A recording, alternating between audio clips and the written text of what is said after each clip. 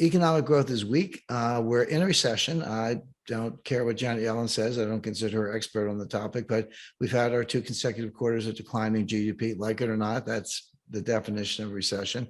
The fact that the National Bureau of Economic Research, which is a private group, by the way, but they're the recognized referees on recessions and recoveries.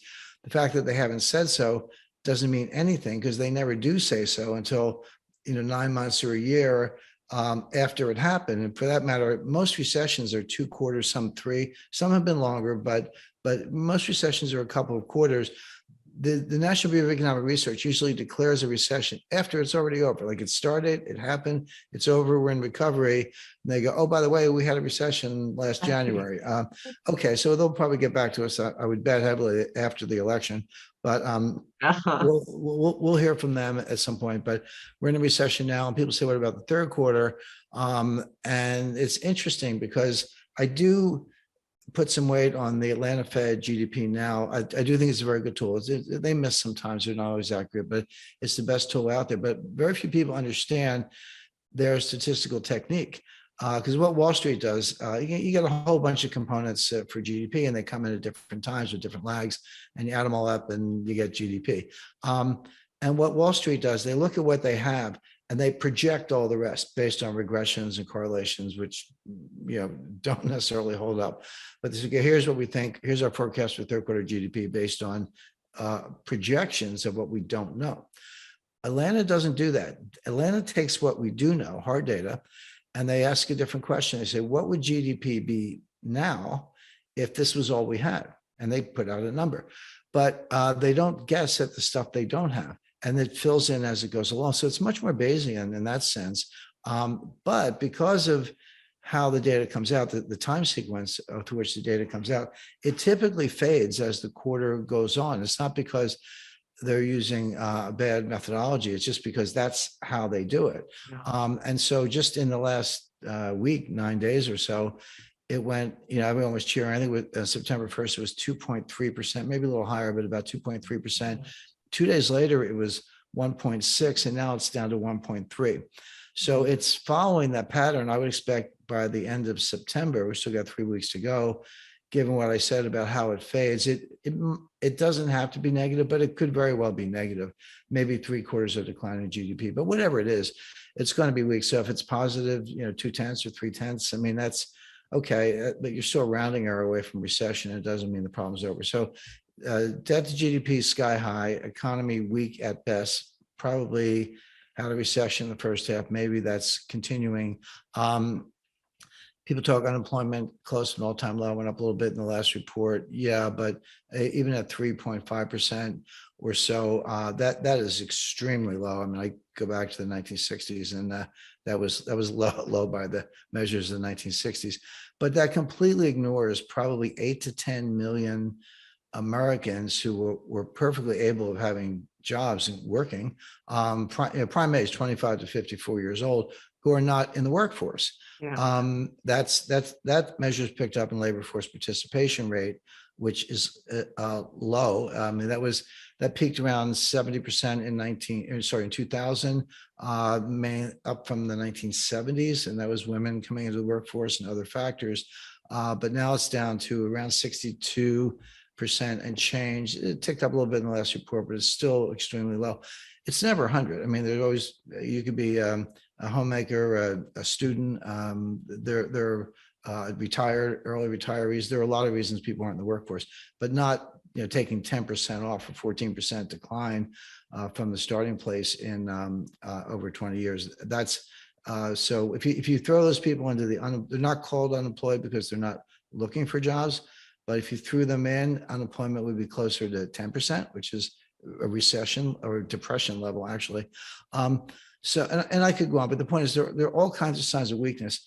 So, I forgot the deficit, where, the baseline deficit is $1 trillion. That's before an extra $2 trillion for Trump's COVID relief, an extra $3 trillion for Biden's COVID relief, if you include the ludicrously named Inflation Reduction Act, right. and the American Rescue Act and the Infrastructure Act. Call it what you want. It's still $3 to $4 trillion. Yeah. 2 for Trump, that's 6 on top of 2 baseline. That's $8 trillion in 2 years. So your deficit's out of control and your trade deficit's out of control. So what's not to like? And yet you look at all that, you say, what, are you kidding me? I mean, get me out of the dollar, go get anything else. Why is the dollar so strong? And the answer is, for this, you have to go behind the curtain. You have to look into what's called the plumbing of the international monetary system. And I had a discussion, and this goes back, this is 1980. So I'm an young, up and coming vice president of Citibank. That's back in the days when it was a bank before they turned it into a hedge fund. So I'm like a 27 or whatever, a 28 maybe year old lawyer. But I'm talking to Walter Wriston. It's a one-on-one conversation. He was, for those who don't know the name or don't recall, he was probably the second greatest banker of the 20th century after Pierpont Morgan. So I'll give Morgan the prize. But he left around 1910. And Wriston was the inventor of the eurodollar. So the negotiable certificate of deposit. Eurodollars are around a little bit earlier, but he took the CD that was your interest in the eurodollar and made them negotiable and tradable. So I'm having a conversation with him, and I had just seen this movie, which I highly recommend. Chris Christopherson, Hume Cronin, and Jane Fonda. It's called Rollover. And it's, again, 1980, but all-star cast. Yeah, I got a murder mystery, a little sex thrown in, but it's basically about the collapse of confidence in the US dollar. And Hume Cronin plays the Walter Wriston part.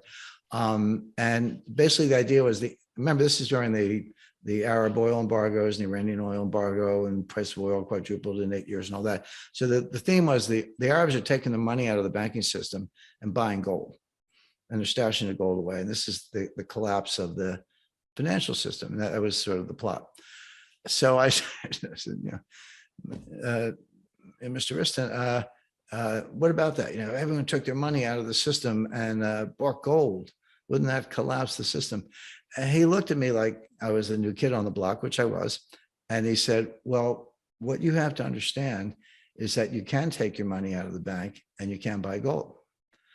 But the person who sold you the gold got the money and they put it back in the bank. So it doesn't go anywhere. It's a closed circuit. And of course, now I'm like, oh yeah, you're right. Of course he's right. And he said, so the stability of the system doesn't depend on who sells what for dollars. Yeah, it affects exchange rates a little bit and interest rates with the price of gold. But he said the money it can't literally disappear. It has to go back into the system. It's a closed circuit. And of course, that's how the eurodollar system works. But the one thing but it presupposes that you can always borrow in the eurodollar market. In other words, that closed circuit analogy is correct, provided the big banks are willing to lend to each other. So if my example, if UBS was selling the gold and to the Arabs and they got the money and they put it back in Citibank Nassau, it's all good. But what happens if that money supply, now I'm talking about eurodollars, actually shrank? And that is a heart attack in the global financial system.